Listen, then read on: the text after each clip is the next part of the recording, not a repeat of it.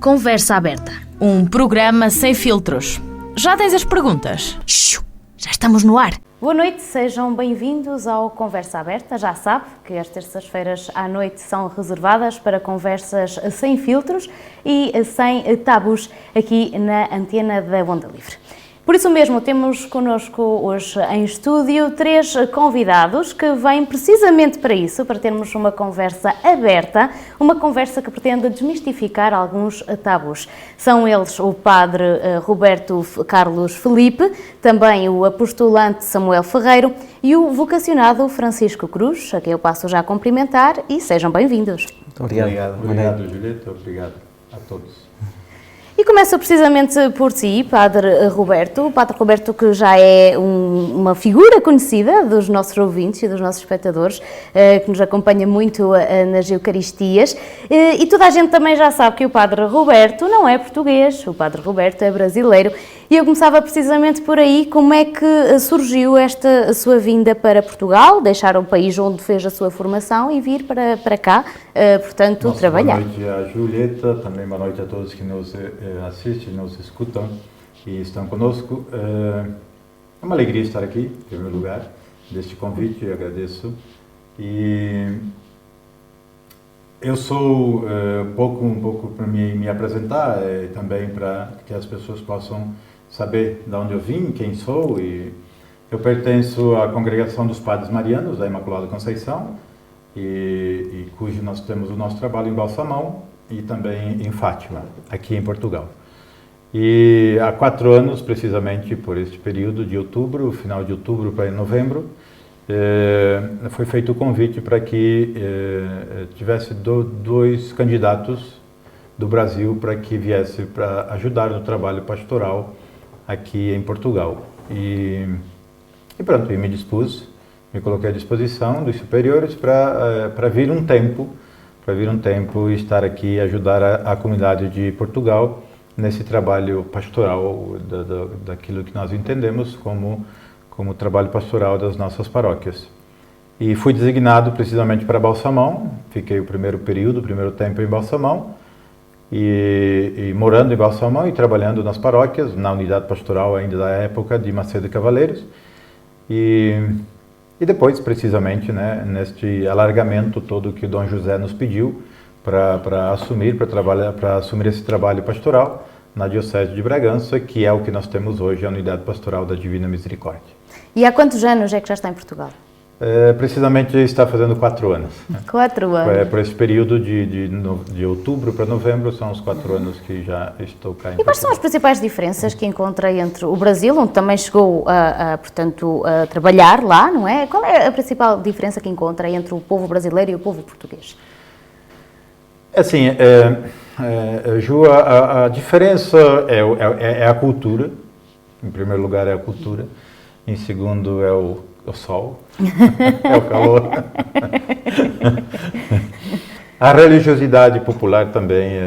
Eu estive no Brasil, eu trabalhei em alguns lugares do Brasil, porque quando nós falamos Brasil, nós temos que ter assim, também um pouco de dimensão do tamanho daquilo, né?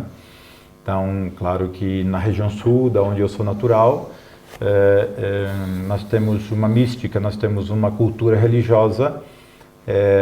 No Nordeste nós temos outra, em Manaus nós temos outra, no Amazonas temos outra. Então, precisamos primeiro fazer por aí, né, esta diferenciação. Porque mesmo dentro do Brasil nós temos diferenças de culturas, temos diferenças de religiosidade e tudo mais. Então, isto é importante enfatizar. Eu penso que é importante enfatizar justamente para nós percebermos, né? Que às vezes a gente tem o hábito de dizer assim, o Brasil é assim. Não é o Brasil, é assim, né? Porque aquilo é um continente, aquilo é muito grande, então é tudo isso. Porém, a principal diferença, como eu disse, né, é a cultura. Né? A cultura, seja ela a cultura do próprio Portugal, e também a religiosidade, né? Aqui a situação religiosa, né, nós temos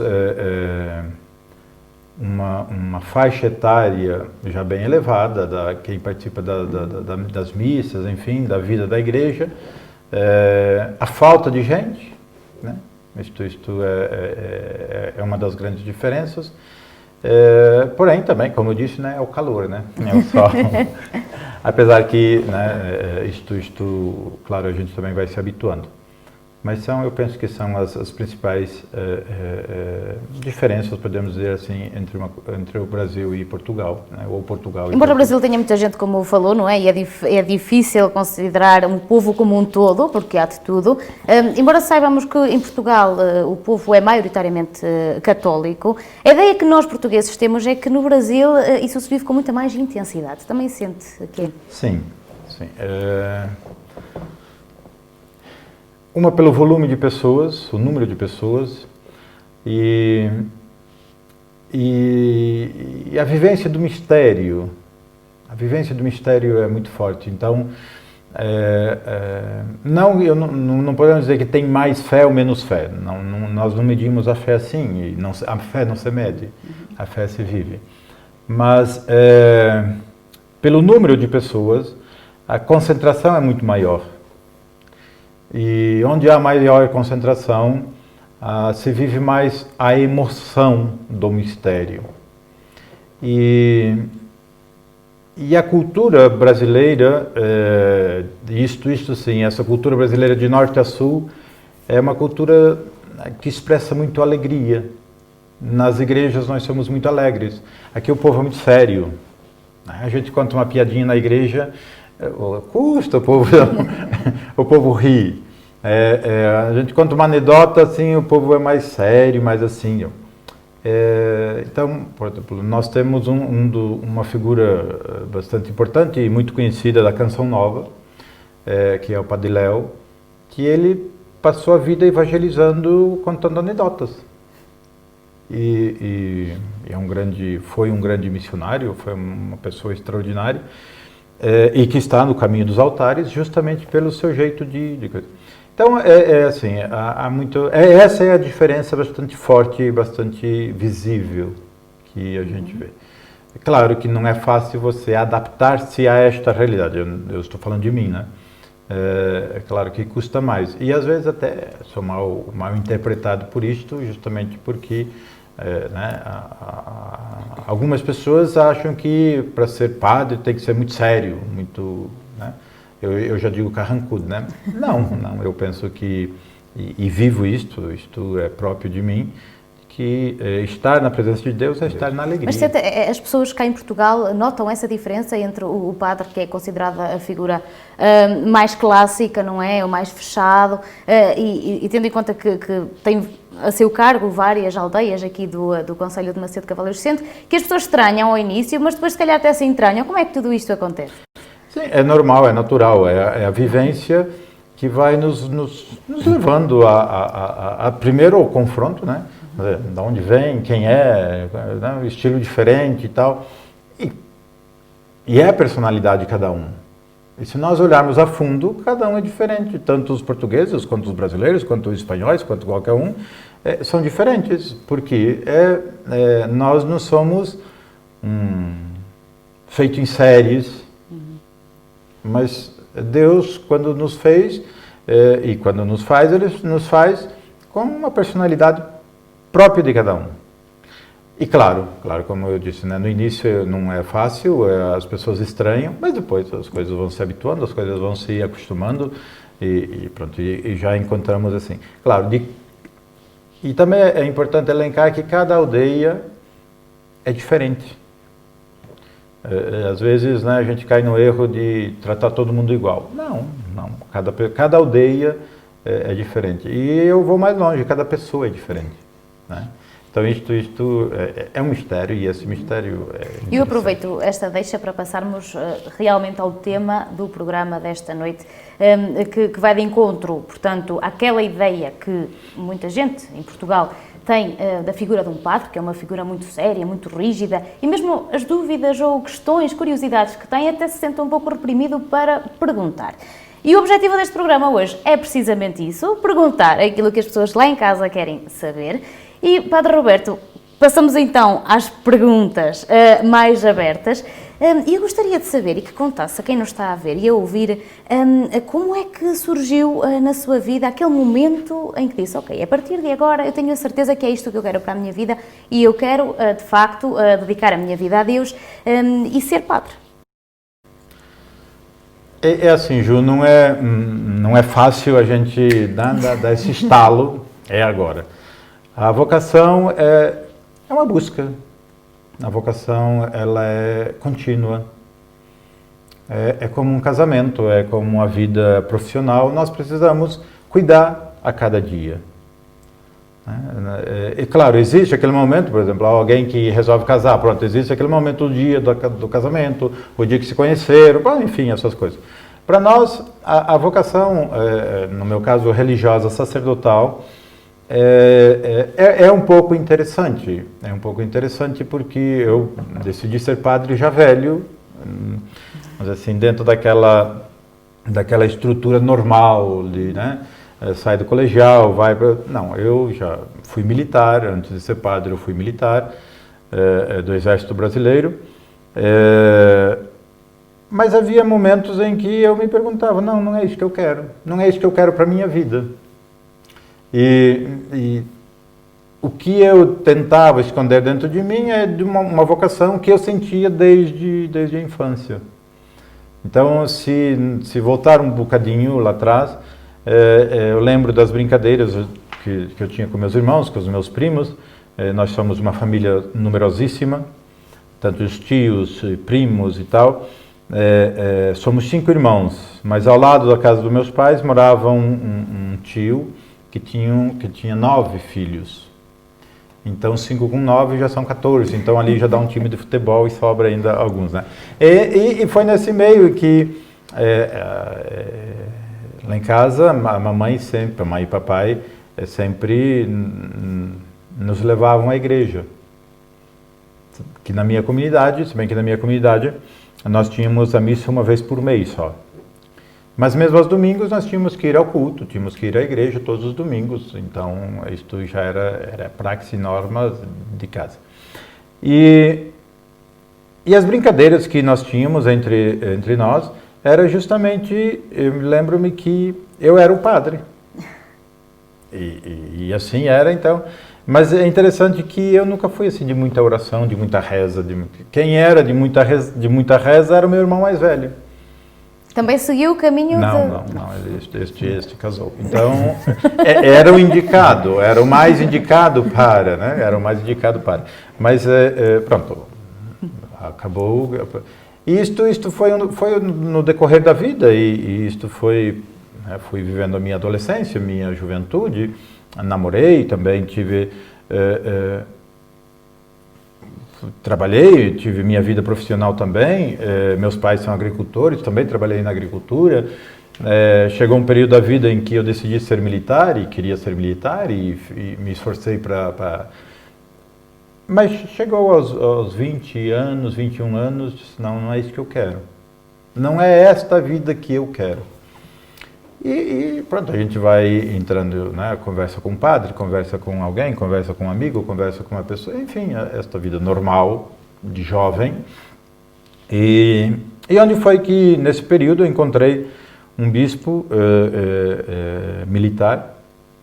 Esse tempo eu estava na capital do Brasil, em Brasília, era militar no Exército da Guarda Presidencial. E encontrei um bispo militar e ele perguntando assim para mim, olhou na minha farda, Felipe, ele disse, olha, você sabia que o teu lugar não é aqui? E aquilo, de certa maneira, me mexeu comigo, porque, espera, não deve ser, o meu lugar não é aqui, é onde? E era justamente estas perguntas que eu me fazia, será que aqui é meu lugar? E de alguma forma veio reforçar a sua dúvida, não é? E foi nesse período que realmente intensifiquei mais saber como é a vida sacerdotal, como é a vida religiosa, como é isso tudo. Então isso você acaba fazendo as descobertas próprias da vida. E isso vai te encaminhando, você vai, né, fazendo o seu caminho. e é um ditado que se tem, eu penso que é em todo mundo, né? O caminho se faz caminhando, não tem outro jeito. E pronto, eu acabei deixando a vida militar e depois entrando no seminário e continuando a minha formação para a vida religiosa e sacerdotal, a qual hoje Quando começou a preencher, de alguma forma, esse vazio que havia dentro de si, que não sabia muito bem qual era o caminho, mas sabia que não era o certo aquele em que estava, nesse momento em que começou a olhar para a Igreja como o caminho a seguir, começou-se a sentir mais completo? Viu que o que sentia dava-lhe a entender que era por ali que devia seguir? No início, claro, no início é muito difícil você, especialmente eu sempre fui muito livre.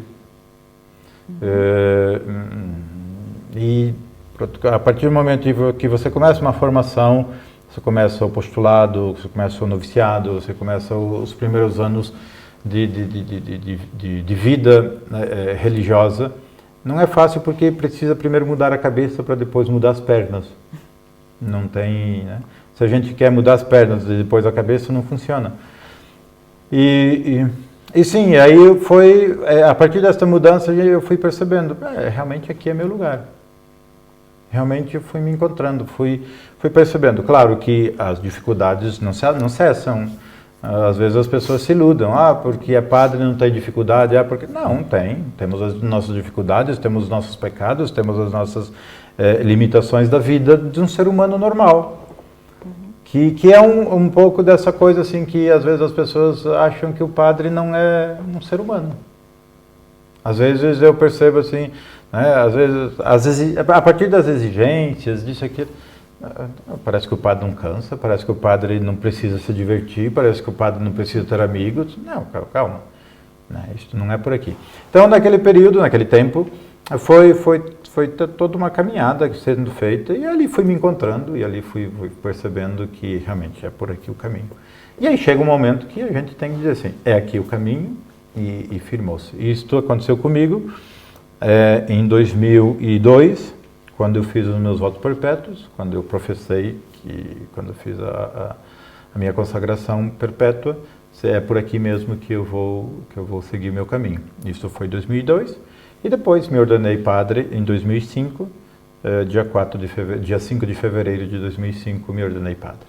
Mas eu tenho mais perguntas para si, tendo em conta tudo aquilo Bota que lá, me falou, mas agora vamos dar a palavra aos nossos outros dois convidados. São eles dois jovens, como já tiveram a oportunidade de ver. Então o Samuel Ferreira, que é postulante, e também o Francisco Cruz, que é vocacionado. Samuel, começaria por ti. Boa noite, antes de mais. Boa noite, Julieta. Antes de te fazer estas questões que eu tenho aqui preparadas para ti, gostaria que explicasses um pouco do que é isto de ser apostolante, porque eu acho que há muita gente lá em casa que não sabe muito bem o que é. Quais são as tuas obrigações neste momento? Em que fase da tua formação tu estás? Explica-nos um pouco. Boa noite, Julieta, mais uma vez, aos ouvintes e espectadores da rádio. Ora, postulante, isto o Rui às vezes diz que é um palavreado que surgiu agora como ao vírus, mas não, já existe há uns bons tempos. Então, como eu estou a iniciar a minha caminhada dentro da vida religiosa, não é? Em busca ao sacerdócio, obviamente, mas dentro da vida religiosa, nós temos várias etapas da formação. Tem o primeiro, que é o postulantado, onde eu estou agora, varia entre o período de 1 ano, 6 meses a 1 ano, peço perdão. Depois segue para o noviciado, também 1 ano, ao qual finda com a profissão dos primeiros votos, porque nós, os religiosos, fazem os votos, de castidade, obediência e pobreza, e após os votos começa então a formação académica. Estuda-se na universidade, tira-se uma licenciatura de, se for cá, teologia, juntamente com filosofia, no Brasil uma licenciatura de filosofia e depois de teologia, e após isso, lá está, virá a ordenação. Ou seja, ainda te falta um percurso um pouco longo até chegar já à parte dos votos, por assim dizer. Depende do ponto de vista. É assim, a vida também parece longa e às vezes não é tão longa e é mais curta do que pensamos. E quem corre por gosto não se cansa. E se de facto faço gosto e dá-me gosto a mim e se calhar completa-me, não me custa nada. Podia até durar 10, 20 anos. Samuel, tu és de uma geração diferente do Padre Roberto, és da minha geração, somos de uma geração em que há muita dúvida na nossa vida, temos muitas possibilidades, temos muita dúvida, eu sei, e certamente tu também deves ter passado por isso, é também a era da informação em que somos bombardeados constantemente, com o que também aumenta a nossa dúvida, mas Samuel, tu portanto, tomaste esta decisão sem dúvidas, penso. É sim, mais ou menos. O meu percurso começou já muito anterior, quando eu tinha 16 anos, lá surgiu então essa dúvida. Depois também tive a procura, como o Padre Roberto dizia, que nós levamos um período de procura, tentar saber de facto qual é o nosso caminho, onde é que nós nos encaixamos. Ainda frequentei o seminário menor, depois saí, estive a trabalhar e surgiu esta oportunidade, num momento em que eu procurava saber exatamente onde é que Deus me queria. Engraçado, porque a nossa relação com Deus muitas vezes é relação assim, parece que é como uma mulher, há discussões também. Só que da parte dele nós não ouvimos nada, ele é o típico casal português, o homem ralha e a mulher se ouve, mas depois ela é que é a grande protagonista. E às vezes com Deus é a mesma coisa, nós ralhamos, discutimos, às vezes até partimos tudo, mas ele mantém a calma e assim com um clique, com um estalo de dedos, ele faz-nos entender o que é melhor para nós. Samuel, eu agora vou fazer esta questão porque já conversei contigo em outras oportunidades, já sei um bocadinho da tua vida. Eu sei que tu não foste criado na religião católica, mas ainda assim foi essa que tu escolheste. Como é que alguém que não tem muito conhecimento, porque certamente que não tinhas, não é? Uma vez que não cresceste nesse meio, consegue determinar que é ali, que é aquela religião que quer seguir? É assim, de facto não fui criado num seio de uma família católica. No entanto, era cristã na mesma, porque o meu pai é evangélico, ele é pastor, é como se fosse um padre, não é? Mas sempre teve a educação cristã, sempre o conhecimento de Deus, reconhecer a presença dele na nossa vida, tudo isso. De facto, na altura em que eu senti que a minha vida seria mais numa vida de entrega, eu percebi que não era naquele caminho onde eu estava, não era naquela igreja onde eu fazia parte. Mas, no entanto, guardei para mim. Foi uma altura em stand-by. Eu lembro quando eu era pequeno, nós escrevíamos aquelas cartas quando queríamos namorar com as raparigas, no teu caso, o rapaz, mas normalmente vocês é que recebem, não escrevem.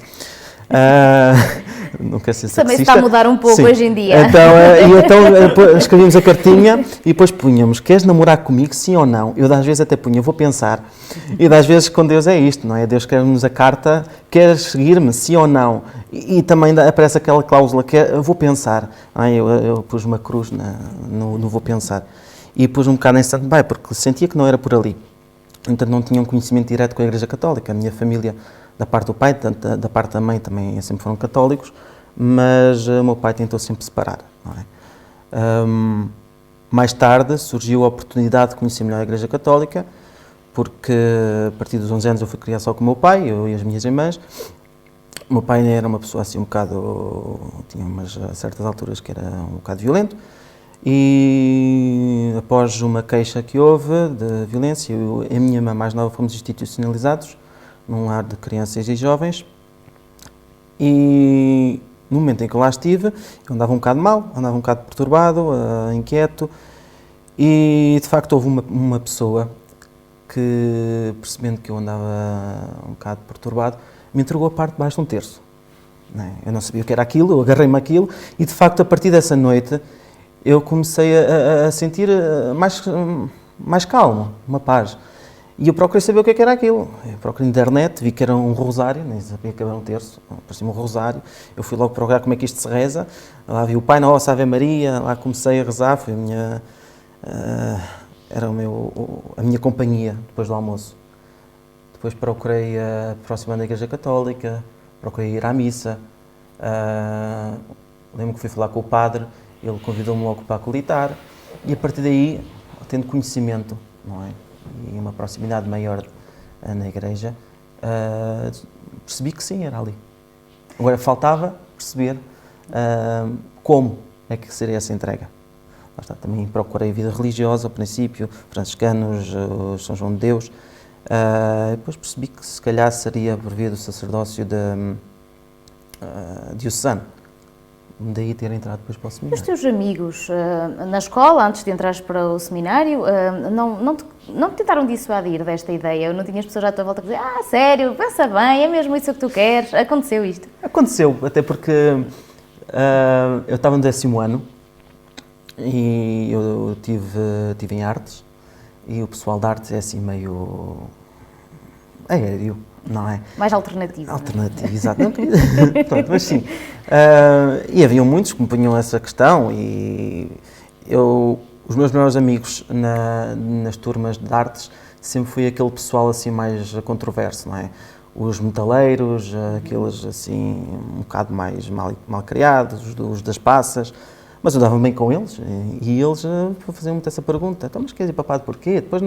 Mas tu não gostas de gajas? E eu gosto, vê lá, mas e depois tu consegues viver sem eu consigo. Lá está, isto basta canalizar os nossos sentimentos, o nosso amor. Não entrego o meu amor a uma mulher, entrego o meu amor a Deus, à Igreja e a uma comunidade inteira. Tem lá imensas mulheres. Obviamente vou amá-las de outra maneira, como irmãs, mas basta canalizar o meu amor. Mas já lá vamos, é essa parte, Samuel, já lá vamos. Francisco, boa noite e bem-vindo. O Francisco é aqui de Macedo de Cavaleiros e é um vocacionado, ou seja, é alguém que já decidiu o caminho que quer seguir e vai agora começar os estudos e a formação nesse sentido. Francisco, também gostaria de te perguntar, e tu porque é tudo mais recente, não é? Porque é agora que estás a começar, como é que surgiu isto na tua vida, esta tua vocação? Já vem de pequeno, foi agora? Ok, essa primeira parte, a fase em que eu estou não é a fase de ter já uma decisão, como disseste. Ok. É uma fase na qual eu vou pensar naquele, ou à parte... Não, é parte da carta sim, não talvez. Parte da cláusula Ok. onde eu vou pensar. Ok. Como é que surgiu? Surgiu muito naturalmente. Eu sou o típico rapaz em Portugal, a minha família é católica, sempre estive introduzido nessa vida. E a diferença é que eu vou contra o tabu que há atualmente, que é a vocação é ser padre. Vais pensar na tua vocação, mas vais ser padre, a sério. A vocação não é só ser padre, como o padre Roberto estava a dizer. Casamento é uma vocação, ser missionário, ser leigo, a vocação não é só ser padre. E a razão pela qual eu vou contra esse tabu é muito por aquela frase do Mark Twain, que ele dizia que os 2 dias mais felizes da nossa vida é o dia em que nascemos e o dia que descobrimos a razão para a qual vivemos. E se eu não tento descobrir essa razão, se eu tento, vou atrás, meto essa questão como tabu e apenas tento fazer uma vida normal, vai acontecer aquilo como o Padre Roberto, que é, vou chegar a uma altura em que eu vejo muita gente a dizer, os mais velhos até se calhar já ouviste dizer que é, se eu fosse agora eu vou para padre, não é? Sim. Que é, na altura própria para pensarem, não pensaram. E agora se calhar se voltassem atrás faziam diferente. E eu não quero que isso aconteça, quero ter a certeza daquilo que eu quero fazer com a minha vida, seja entregar à comunidade, entregar a Deus, ou seja outra coisa qualquer. E é essa fase onde eu estou numa fase de me conhecer a mim e de conhecer as motivações que eu tenho para assim poder servir. Mas esta é a fase, portanto, do questionar, não é? Do observar, do tentar perceber. Mas houve um momento na tua vida em que percebeste que talvez, não é? Porque estamos tudo aqui no campo dos talvez, fosse a Deus que tu queres entregar a tua vida e daí estás também a ponderar isso. Como é que sentes? Houve um clique, houve um momento-chave em que disseste, pronto, se calhar é por aqui, ou foi algo que se foi construindo desde uma vez que foste criada numa família cristã? Como é que foi? Eu sou um bocado como o Padre Roberto também, não sou muito de rezar e um bocado cético, mas lá está, isto podemos tentar fugir da maneira que nós quisermos, mas se for aquilo realmente que Deus quer de nós, vai acontecer. Isso foi isso que aconteceu comigo, que mesmo no início não me pondo essa questão, sempre estive introduzido, seja na catequese, seja como catequista, seja a tocar, na missa, etc, etc. E lá está, foi uma coisa muito natural, eu diria muito natural, do género, eu nunca pensei dizer, não, vou decidir, é isto que eu quero e... Não, as questões surgiram naturais, as possibilidades foram surgindo naturalmente, eu apenas abracei essa questão e não tentei rejeitar e pôr de lado. Muito bem. Agora dirijo-me aos três, mas vou começar depois pelo Padre Roberto com as respostas e vou seguindo. E porque a conversa é aberta e porque nós queremos desmistificar tabus, vamos agora passar a esta parte da nossa conversa. Vocês sabem, melhor do que toda a gente, que uma das dúvidas e uma das questões que mais a população põe em relação ao facto de alguém decidir ser padre e de o ser na realidade é a questão do celibato, que é provavelmente das maiores decisões, digo eu, que sou leiga, que vocês tomam no momento em que escolhem este caminho. O Padre Roberto há pouco falava-me da vida, antes de ter ingressado no mundo da religião como um caminho, e que experienciou várias coisas, como alguém como nós, por exemplo, que não somos padres, não é? Experienciou outras coisas.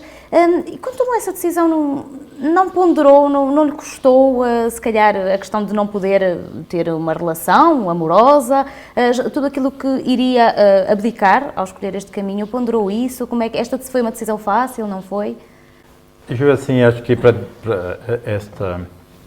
este tabu é muito presente na sociedade, especialmente nessa cultura que a gente vive aqui em Trás-os-Montes, Portugal. É claro que sim, porque a vida é assim. Quer dizer, todos nós, todo o ser humano, de sã consciência, quer ver os filhos. Mas está lá o Evangelho de Nosso Senhor que diz: uns escolhem o celibato por opção, outros por razões naturais, outros por razões, enfim. E cada um de nós temos uma razão. A minha razão é diferente do Samuel, é diferente do Francisco, é diferente de qualquer outro padre. Quer dizer, nós vamos encontrando meios e formas mas essa questão, ao menos a mim, Ju, nunca fugiu. Sempre é muito presente. Porque é próprio do ser humano, é próprio da espécie humana. E aqui é uma das coisas que eu acho que nós precisamos prestar muita atenção. E eu acho que eu vejo o Papa Francisco justamente aberto a isto, os outros papas também, mas este muito mais, porque este é latino-americano. Este é uma geração que não carrega um patrimônio religioso nas costas como um europeu. Nós somos mais leves e conseguimos perceber de uma forma diferente a religião. Então, o ser pai, no nosso caso, não é descartado, é sempre presente.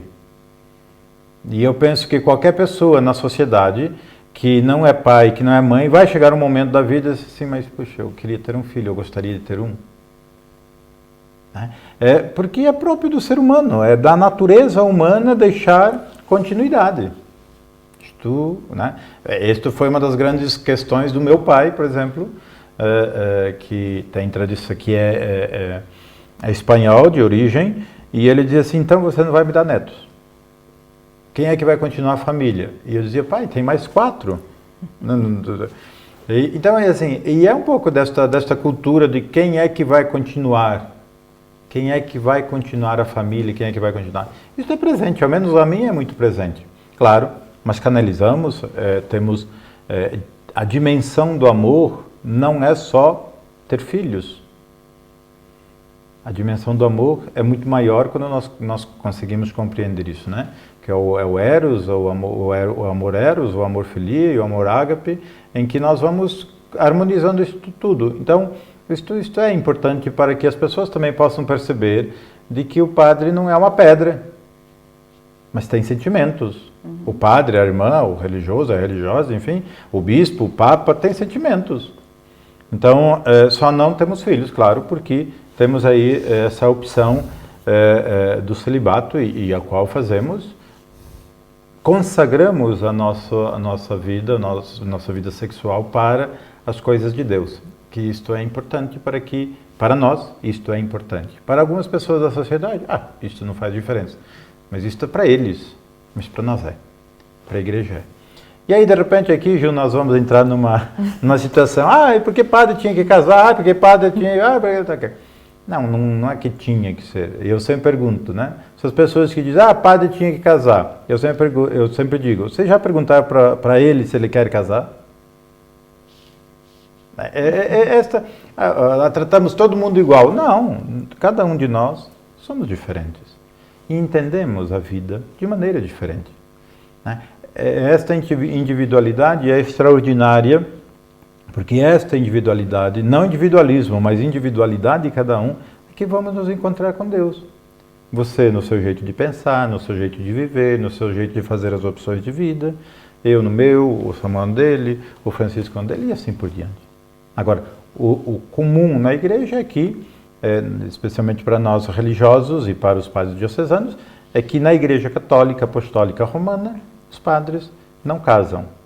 Né? E isto, nós aí até os meios de comunicação, por esses tempos, né, trouxeram aí grandes debates em relação a isto. É claro que este é um outro assunto, para uma outra oportunidade.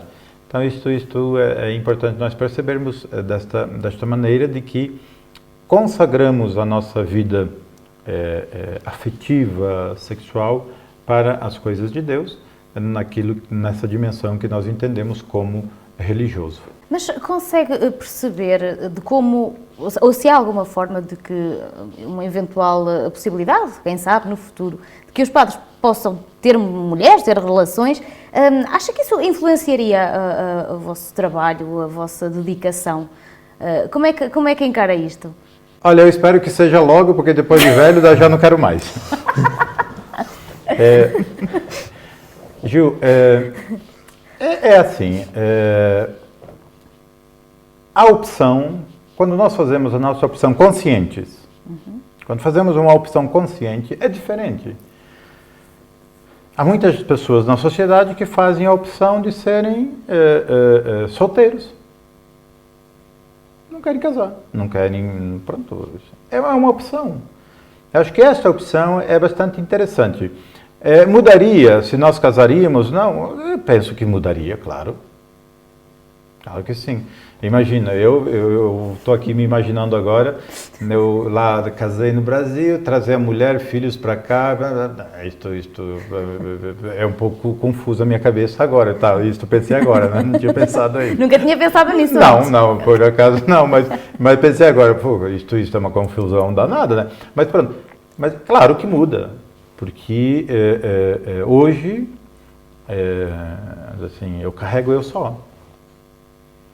Mas se porventura a igreja nos permitir ter casamento e tal, eu com toda sinceridade de coração, eu preciso fazer de repente um caminho desde o início e dizer, puxa, será que eu estou preparado para isto? Porque, Ju, uma das coisas que às vezes as pessoas esquecem, não é fácil mudar. Não é fácil mudar todo um pensamento que a gente reestruturou a vida em torno dele. Isto nós vemos, por exemplo, nas separações de casais, né? O transtorno que dá. Então, assim, não é fácil, essas coisas são muito difíceis. É claro que, teoricamente, é fácil. Né? A partir de hoje os pais são casados. Não funciona assim. Desculpa lá, mas não funciona assim, né? Então, acho que isso é importante. As pessoas também, para saber, né, desmistificar aquilo que, de repente, a gente põe aqui na nossa cabeça, né, e Porque eu penso assim, então o mundo tem que ser assim. Não, calma. Você acha que iria influenciar a vossa dedicação ao trabalho? Portanto, vocês têm parte dos vossos dias também, às vezes um pouco incerta, não é? Porque pode surgir um funeral, pode surgir outra questão qualquer, mas acha que isso influenciaria o facto de poder eventualmente ter uma família neste caso constituída por filhos, por esposa, acha que influenciaria a dedicação a Deus? A dedicação a Deus, não. Mas influenciaria no dia a dia da vida, sim. Isto sim. Samuel, a tua vez, a pergunta é a mesma. Tu, como de uma geração mais nova, não é? Também certamente que tiveste as tuas experiências, as tuas vivências, antes de escolheres e definires o teu caminho. Como é que tu encaras esta questão do celibato? Assim, como referiste, tive bastantes experiências, aproveitei bastante a vida, ou desaproveitei, não é? Mas sabes, temos que às vezes ver o que é que nos completa, não é? Um médico vai para médico, sabe que às vezes vai haver noites que não entra em casa, mas ele tem que estar ciente que ele vai ter que fazer isso por gosto, a opção dele, não é? E eu acho que eu, com a decisão que tomei de querer vir a ser padre, tenho que estar ciente que vou-me abster disso por gosto. Eu, na altura em que ainda não tinha entrado, após sair do seminário, eu estive a trabalhar e lá está, como somos novos, saí muitas vezes à noite, tinha namoros, às vezes eram aqueles de um dia ou dois, outras vezes podia ser de uma semana, mas havia algo que não me completava, sabes, como o Rui Belo diz, às vezes procurava-te, retinha-te, esgotava-te, mas se não te tinha é por haver-te perdido ao encontrar-te, não é? E é o que acontecia às vezes com essa questão da entrega a alguém, momentânea ou durante um mês, não interessa. Chegava a um ponto em que era extremo, era uma entrega extrema, mas não me encontrava a mim, nem encontrava a outra pessoa, nem encontrava prazer nenhum. Não era aquilo. Já tinha perdido o gosto por aquilo. No entanto, aqui neste percurso que estou a fazer, sei que não posso entregar o meu amor a ninguém, sei que tenho evitar cair, às vezes, em algumas tentações, ou ocasiões, evitar as ocasiões, mas para mim, eu mentalizei-me que não há de ser tão difícil. Porque a procura, não é? O esgotamento desse pensamento de que eu não vou ter ninguém, não posso ter ninguém, não me inquieta. Acho que até me apazigua um bocado. Sou uma pessoa que sou um bocado difícil de relações, não é? A nível social. Nós lá em casa somos 4 e às vezes, para mim é difícil, às vezes estou a tomar um pequeno almoço ocupado de Roberto, começar uma conversa, manter uma conversa, sou de ficar no meu canto. E aquele meu amado que eu estou a procurar, que é Cristo, não é? Não precisa de conversas. Ao contrário, eu sei que se casasse, tivesse uma mulher e filhos, eu não podia fazer assim, não é? Tinha de haver uma entrega maior a eles também, uma abertura. A minha abertura que Deus me exige no caminho que eu quero fazer, uma abertura diferente.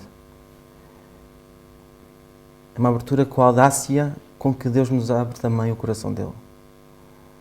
Essa audácia sem buscar prazeres ou com segundas intenções. Por isso, para mim, é fácil. Obviamente que penso e como ser humano faz parte da natureza, o Padre Roberto já mencionou isso, pensar também, às vezes eu tenho 26 anos, mas ainda penso, se calhar eu gostava de ter um filho.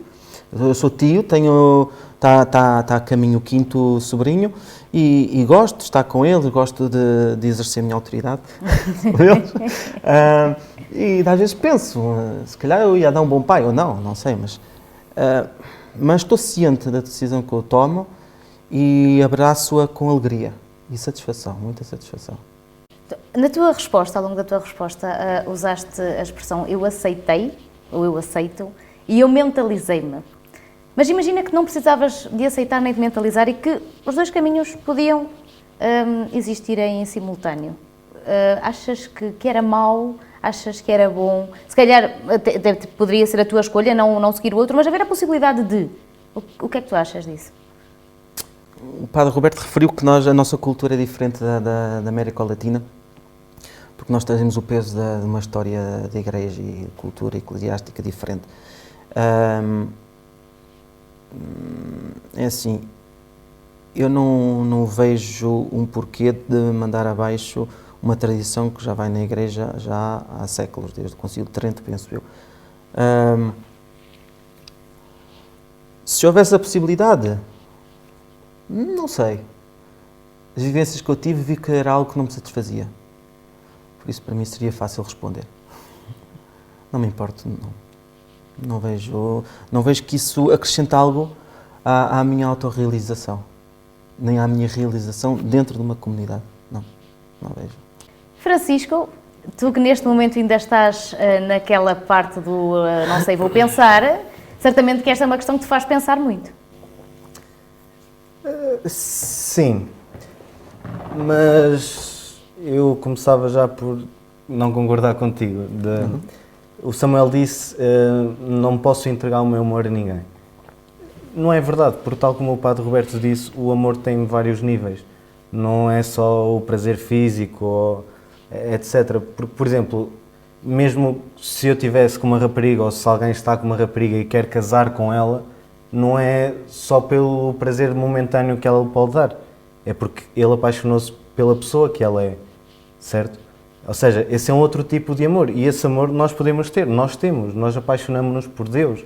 Deus, entregamos o nosso amor a Deus, lá está, acabamos por entregar esse amor a alguém. E complementava isso com uns pais que adotam um filho. Se virmos assim, também é um bocado impossível, mas quer dizer, como é que eles podem sentir esse nível de afeto, esse amor por eles, se não é deles?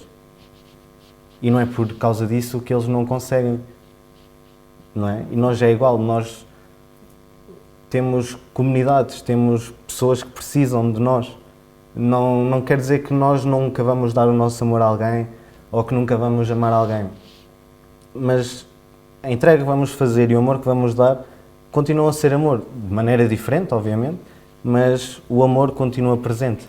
E isso acaba por nos completar de certo modo, que acabamos por sublimar essas questões, lá está, que acabam por ser prazeres momentâneos, porque o que realmente importa é aquilo que tentamos levar ao longo da nossa vida, não é? E isso vale muito mais, lá está, é aquilo Santo Agostinho dizia, não é? Mais vale viver um dia com propósito do que viver uma vida inteira sem qualquer rumo. E o amor é muito isso. Mais vale viver um dia que tenhamos um amor que sabemos que realmente faz sentido para nós, do que estar a viver uma vida inteira com algo com o qual não nos identificamos. Mas tu compreendes realmente isso ou aceitas apenas, ou achas que por mais que o amor não seja só aquele amor de uma relação, o amor carnal, que eles pudessem de alguma forma coexistir e os outros ter a mesma intensidade que vocês querem que tenham enquanto seguindo o vosso caminho? Eu respondia-te com uma questão. Achas que se os padres pudessem casar havia mais padres? Eu acho que sim. Porquê? Não? É assim, lá está, eu sou um pouco leiga em saber, porque eu não estou dentro desse caminho, mas eu, como muita gente que sei, que converso, com quem converso também, tenho pelo menos essa ideia de que realmente, se houvesse essa possibilidade, mais homens seguiriam esse caminho. Estou errada. Imagina... Desculpa, que eu acho que errada não, Ju. Aqui não é questão de erro ou acerto, mas é uma opinião, e eu acho que toda opinião é válida dentro disso tudo. Porém, especialmente nesses últimos tempos, o Papa Francisco, quando abriu a estudo a possibilidade de, aquela questão do padres casarem ou não, surgem temas muito interessantes, como essa sua opinião. Eu penso que sim. O eu penso que sim, ele não pode ser simplesmente o eu penso que sim. Mas precisa ter um fundamento, precisa precisamos fazer estudo, precisamos fazer tudo. E eu acho que a igreja, mais do que nunca, debruçou e debruça-se com intensidade sobre isto. Então, a tradição não se joga pela janela. Isto, seja a tradição do celibato, seja a tradição da família, seja a tradição dos valores que nós temos na nossa igreja, no cristianismo e na sociedade, não se joga pela janela. Isto está lá, essa coisa, a mudança é demorada. Então, porém, são coisas que nos fazem ter questionamentos, mas eu tenho minha opinião diferente da sua.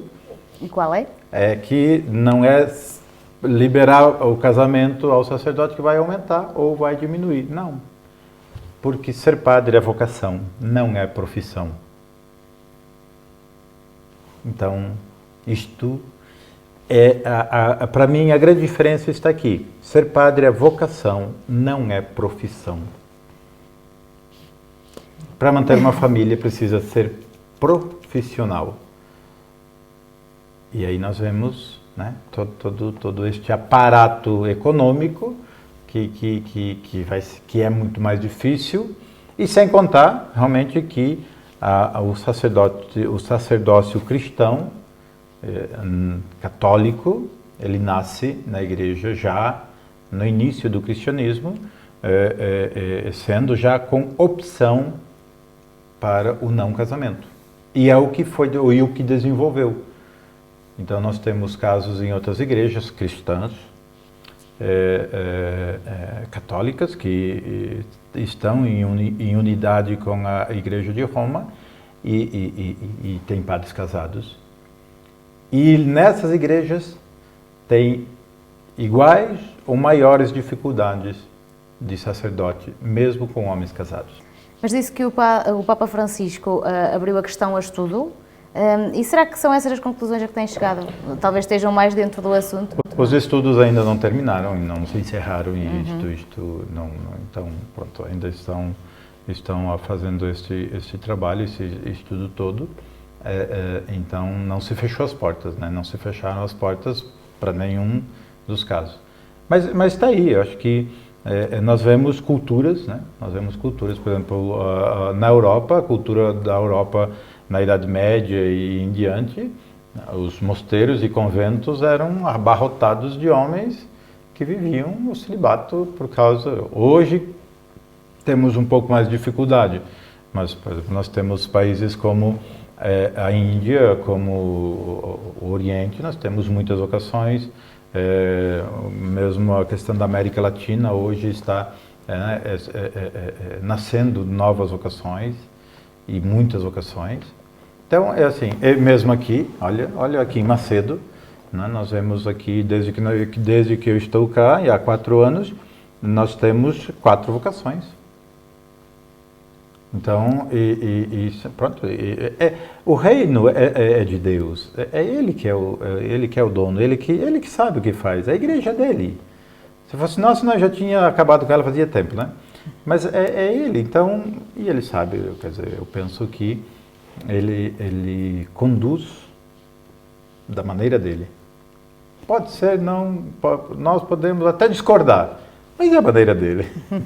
Muito bem, Padre Roberto. Francisco, só mesmo para acabar, falávamos precisamente desta questão. Aliás, fizeste-me tu a mim a questão. Portanto, vejo que não é algo que te incomode. Não, é uma opção que temos que fazer cientes, e quando sabemos, como estava a dizer o Padre Roberto, e bem, que é uma decisão refletida, não vejo qual é o problema. É como se eu decidisse casar. É igual, é a mesma coisa. Está respondido. Próxima questão, mais uma vez para os 3. E há pouco já falamos um pouco, eu e aqui o Padre Roberto, sobre isto. A ideia de que as pessoas têm, que os padres são aquela figura muito rígida, que o padre não tem uma vida social, o padre não pode dançar, não pode cantar, não pode, se calhar, ir beber uns copos com os amigos. E é isso que eu pergunto, isso pode acontecer? Está aí mais uma coisa cultural. É mais uma coisa cultural. dentro das normas que eu digo, dentro da opção de cada um. Ju, assim, é opcional, é a opção de cada um, é a consciência de cada um. Cada pessoa é uma pessoa. Então, assim, logo eu, né? Eu gosto de festa, eu gosto de amigos, eu sempre fui muito sociável, eu gosto de música, eu gosto dos copos, enfim, essa coisa toda. Porque eu recebi isso da minha família, eu vi, cresci, né? Na semana passada, no domingo passado, dia de São Francisco, morreu o padre que me batizou, um frei franciscano, com seus 94, 96 anos, extraordinário, em que aquele homem, que muito amigo da família, e todos os padres, todos os freis que iam lá em casa, que desde criança eu cresci com eles, eu sempre vi eles contando piadas, dançando, bebendo os copos, tendo uma vida sociável extraordinária. E isto para mim é fantástico. Pelas comunidades que eu passei, eu sempre fiz isto. A minha mãe, quando nós éramos pequenitos, a minha mãe sempre gostou muito de dançar. Interessante que o papai não gosta.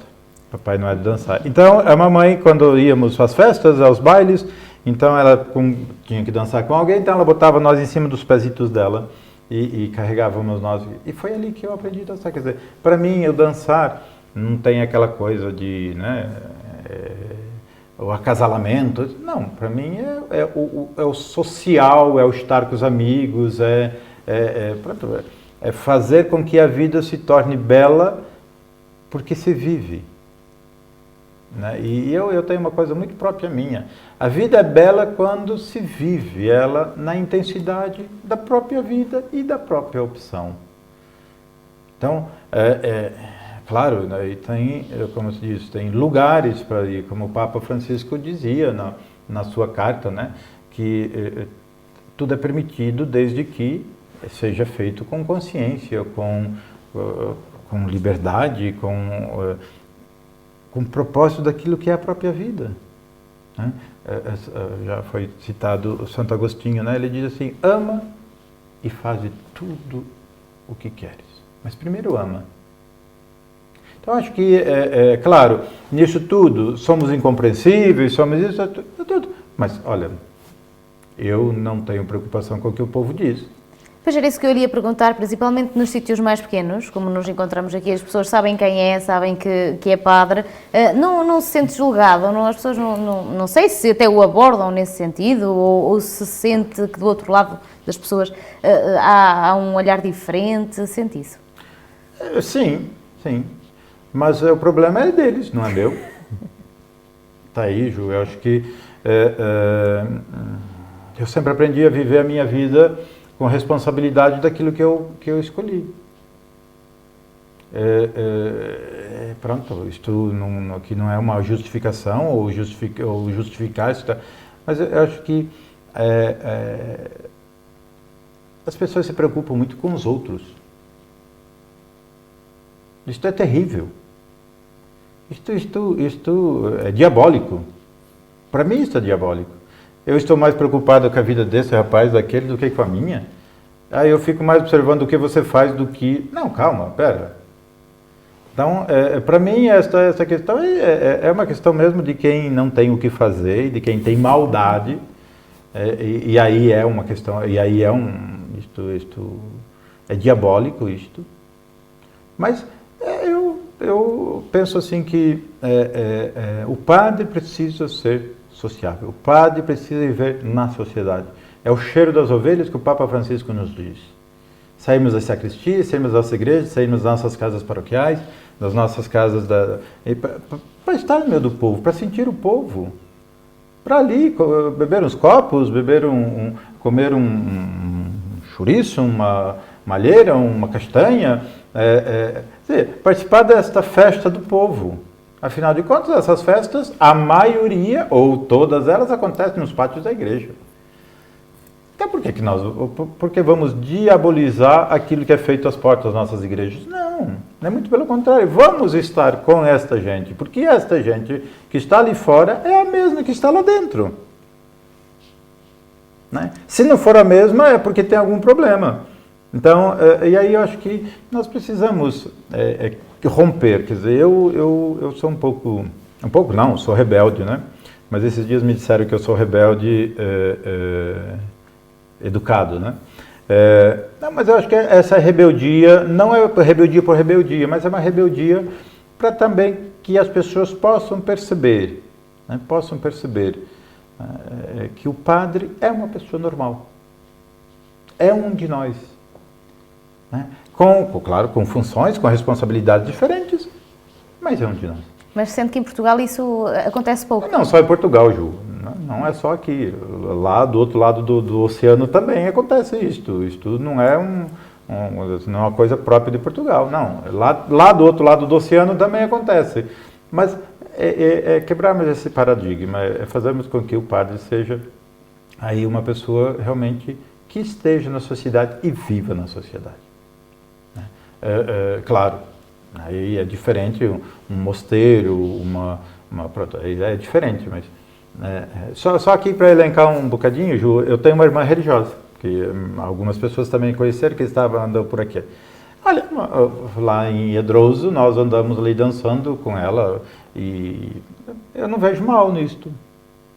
Muito pelo contrário, também ela, como uma religiosa, como uma freira, também tem a sua vida, sim, de responsabilidades e tudo isto, mas também não deixa de ser uma pessoa normal, uma pessoa da sociedade, que vive na sociedade. Então, isto é muito familiar. Isto vem da minha família, né? Até hoje, nas festas da nossa família, ainda lá, né, diz o Samuel, né, a autoridade do tio, né? Eu gosto muito desse tio, né?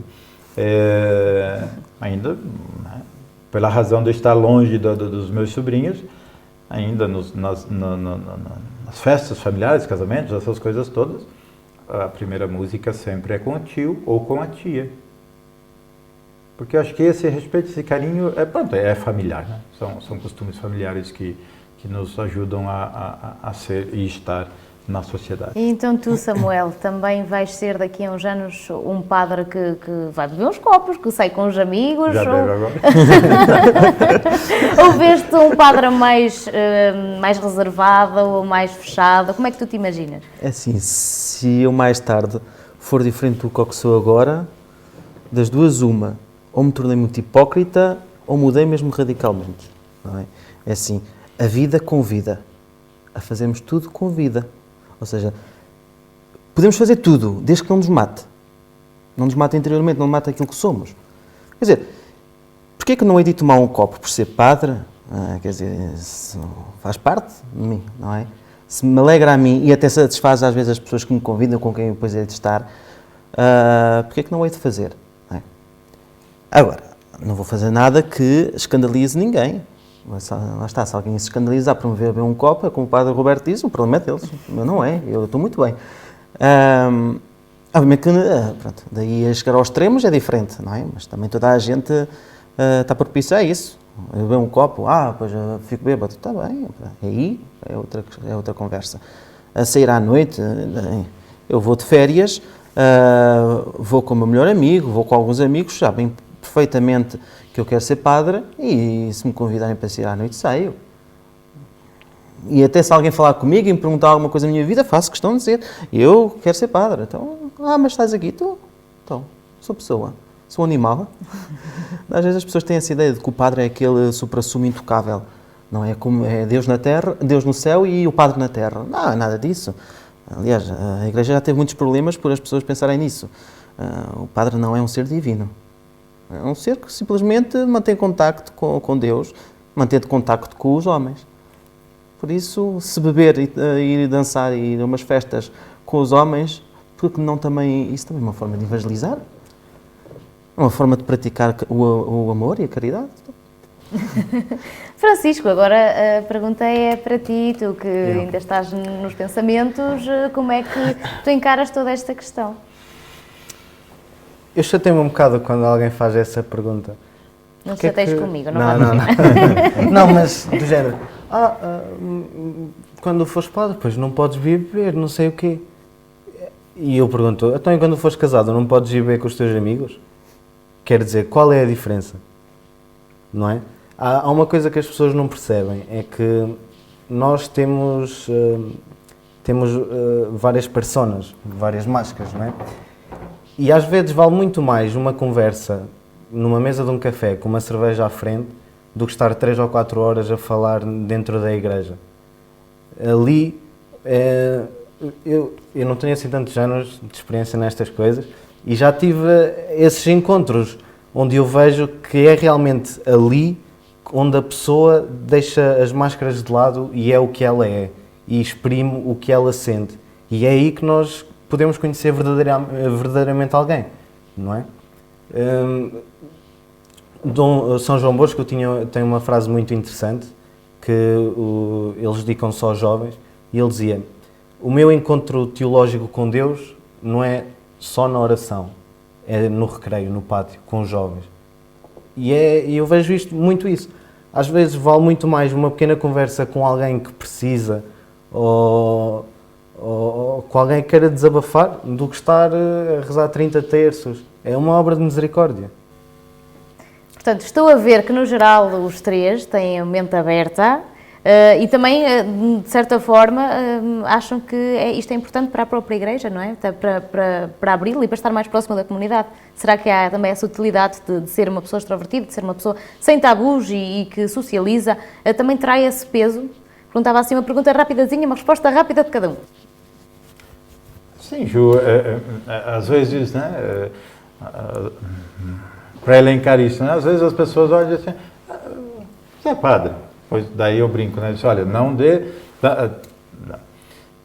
Estão dizendo, mas não acredito porque esse povo às vezes fala demais. Mas o senhor não se veste como padre, o senhor não...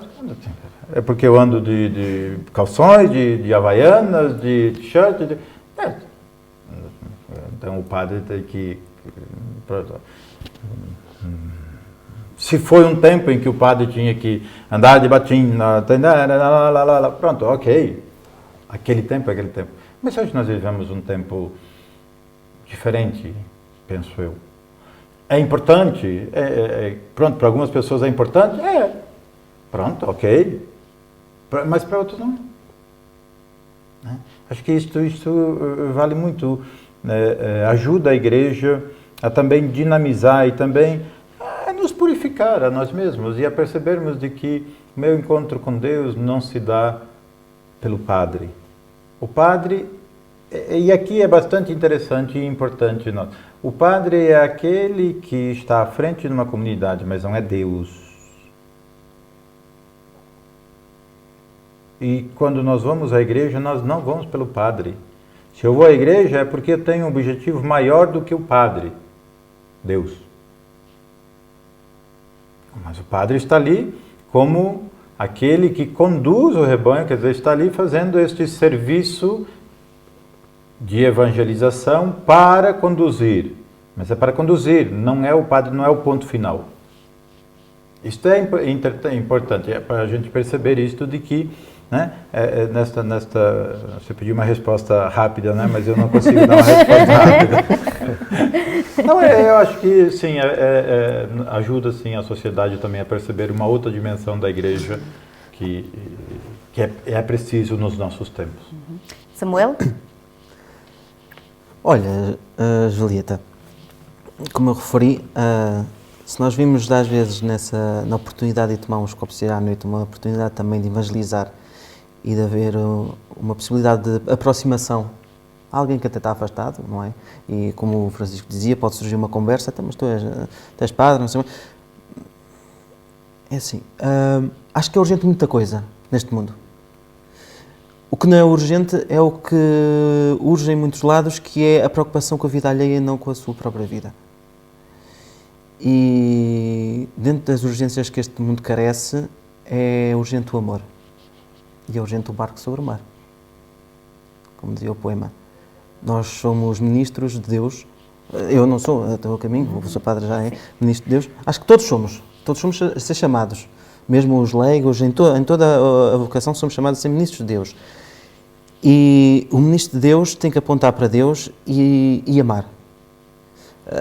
Há 3 grandes virtudes legais, mas a maior delas, como o São Paulo diz, é o amor.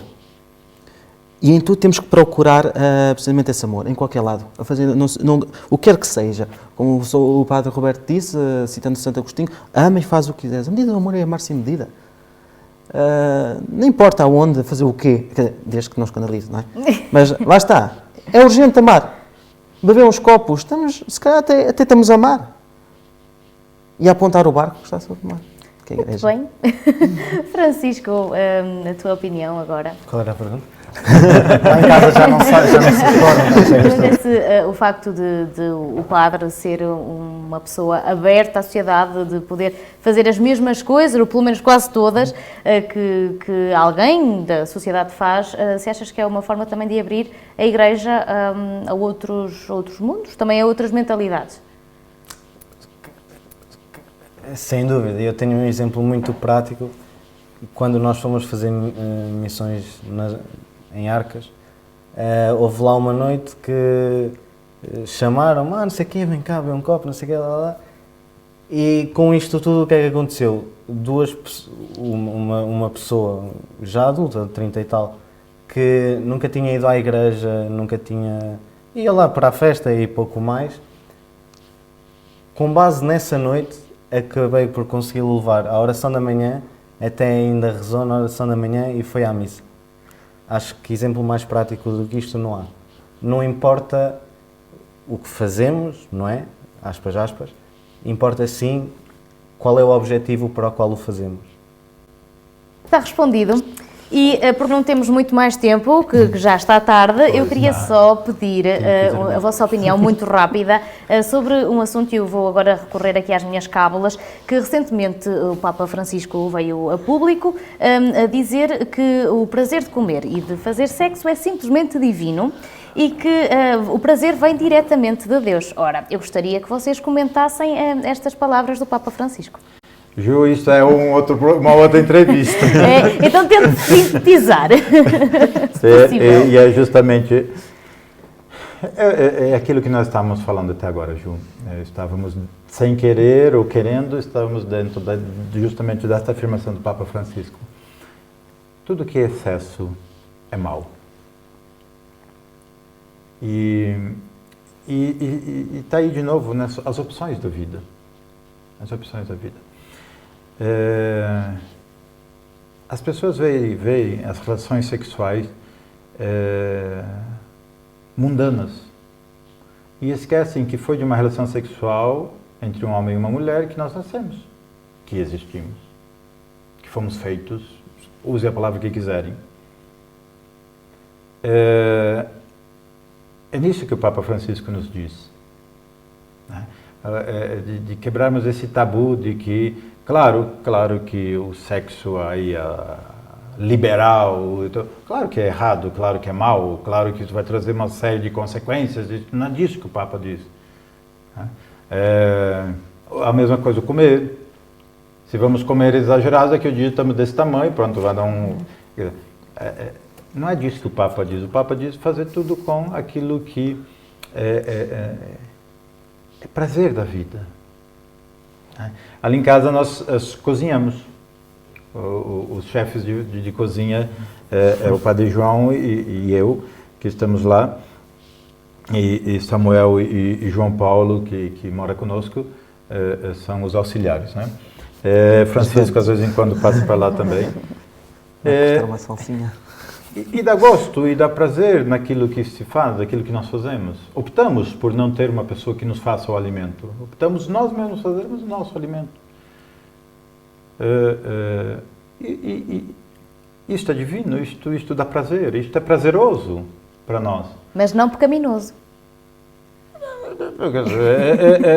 Se nós colocarmos aqui, justamente, se nós colocarmos dentro daquilo que é pecaminoso, aquilo que nós podemos colocar tudo dentro de uma visão pecaminosa. Agora, o que o Papa Francisco nos refere justamente à comida e ao sexo, que são divinos, é justamente termos aquilo nas opções de cada um, dentro das regras, dentro daquilo que é próprio de cada pessoa e dentro das suas opções, né? Um casamento, dois esposos eles fizeram uma opção de serem fiéis um ao outro. E aí que entra a beleza do sexo, que o Papa Francisco está dizendo. A comida, né? Não exagerarmos, não sermos comilões e beberrões e tal. Não, mas com modéstia, com simplicidade, fazer da mesa um prazer, fazer daquela relação sexual um prazer, não apenas para procriar, não apenas para matar, satisfazer os meus instintos animalescos sexuais. Não é disso que... Quer dizer, é uma carta muito interessante do Papa Francisco, que as pessoas deveriam ler e se aprofundar nisso, não ler só o título, porque daí também nós podemos aqui trocar os pés pelas mãos, mas fazer com que essas coisas possam aparecer como valores na nossa vida. Isto não é de importância, mas é uma opção que nós fazemos, né? Essas coisas serem valores na nossa vida. Claro que, se você perguntar para mim se eu acho o sexo divino, eu vou responder teoricamente. Mas a minha opinião ainda porque eu tenho um pai, eu tenho uma mãe de 80 anos de idade, e ainda se dão uns beijinhos, e com certeza ainda existe lá um relacionamento sexual entre eles. Eu tenho os irmãos que eles têm família, e eu vejo o amor que um tem para com o outro. Eu tenho sobrinhos já casados, e eu vejo que eles se amam. E é justamente este amor, quer dizer, este bem-querer, que o Papa Francisco nos fala sobre o sexo. E o sexo é abençoado, porque é dentro da igreja que é abençoado. Oh, meu Deus! Quem é que criou essa visão de pecaminosidade do sexo? É claro, lá na Idade Média. Mas da Idade Média até agora nós temos uns bons anitos já andados, né, João? Então, acho que as coisas também devem evoluir nesse sentido. Samuel, a tua opinião sobre esta afirmação do Papa Francisco? Eu acho que ele foi bastante claro. Não devemos olhar somente ao que ele disse fora do contexto.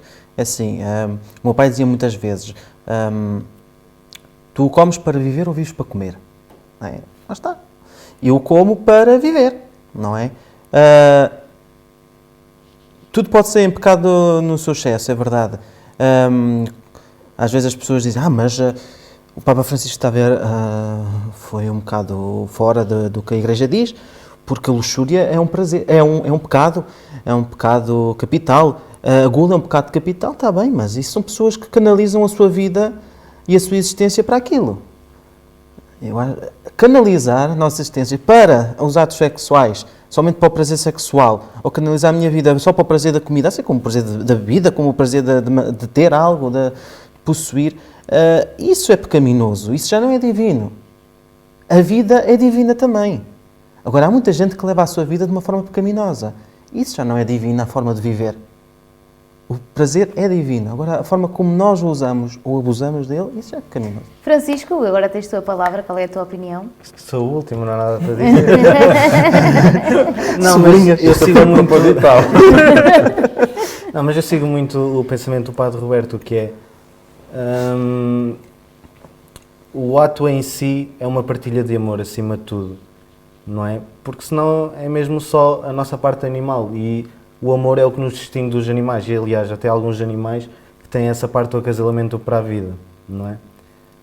Não sei se queremos ser uns coelhinhos, eu penso que não é? Que andamos aí a fornicar uns com os outros, não é isso, é uma partilha de amor, acima de tudo.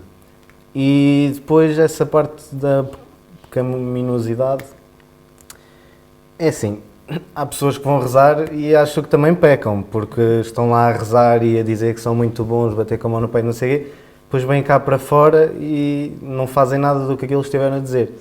Isso também é um pecado, ou seja, o pecado está em todo o lado e depende muito o que fazemos e com o intuito e com o que fazemos. Muito obrigada, Francisco. Muito obrigada. Só para terminar, eu contar uma anedota não, um fato que aconteceu. No Brasil, eu fui fazer umas bodas de 60 anos do Seu João e Dona Raimunda, lá no Ceará, no Nordeste brasileiro. E pronto, isto já aconteceu há 10 anos atrás. E lá a família reuniu-se, fizemos aquela celebração muito bonita, lá na casa deles mesmo, né? E terminou ali a bênção né, aquele momento da bênção das alianças e tal. E eu fiz uma coisa muito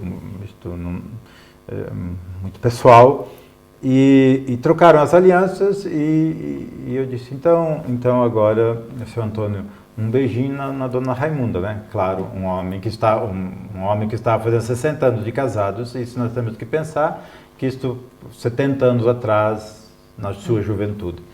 Aí eu disse, então, seu Antônio, então agora um beijinho na dona Raimunda. Aí ele disse assim, não, senhor padre. O beijinho só mais à noite. Então, assim, é para mostrar que até mesmo nessa idade ainda tem este amor, este gosto de estar, né, com a sua velhinha ali fazendo 60 anos de casamento. Então, acho que é justamente isto que nós devemos perceber e elencar naquilo que o Papa Francisco nos diz nesta carta. E trazer essas coisas boas para a nossa sociedade de hoje, que é tão carente disto. É carente de um abraço, é carente de um sorriso. Agora nós não podemos mais nem dar abraço uns outros, né? Mas é isso que passa. Do estar, isso tudo nos faz ser felizes, né? Que está muito mais além de um ato, simplesmente um ato sexual, como diz o Francisco, né? Podemos ser coelhinhos por aí, né? Não, mas é justamente essa dimensão total da vida que nos faz compreender, né? Porque se nós formos dividir a vida, se nós formos viver, não, agora é assim, agora é aqui, isso são gavetas, né? Que não vale a pena viver. Então, me dá entusiasmo quando vejo duas pessoas já de idade que ainda têm este amor, este afeto, nos faz perceber de que o casamento é bom, a família é boa. E as relações, seja sexuais, seja amorosas, é boa, é divina. Basta como nós olhamos. Depende muito dos olhos que nós olhamos essas coisas. Então, está aí. Mais uma vez, voltamos naquilo que eu preciso me conhecer, eu preciso saber de mim e não dos outros. E que assim seja para sempre, que sejamos sempre felizes. Amém. Muito obrigada aos três por terem estado aqui nesta conversa muito esclarecedora, que para mim foi, e julgo que para quem nos ouviu na Rádio Onda Livre, para quem nos acompanhou no Facebook e no site, também tenha sido. Mais uma vez, obrigada, boa continuação para vocês. Para a caminha agora. E quanto assim que nos acompanhou, o nosso muito obrigada. Temos encontro marcado na próxima terça-feira. Boa noite. Conversa aberta. Terças-feiras, das 21 às 22, Aqui, na Onda Livre.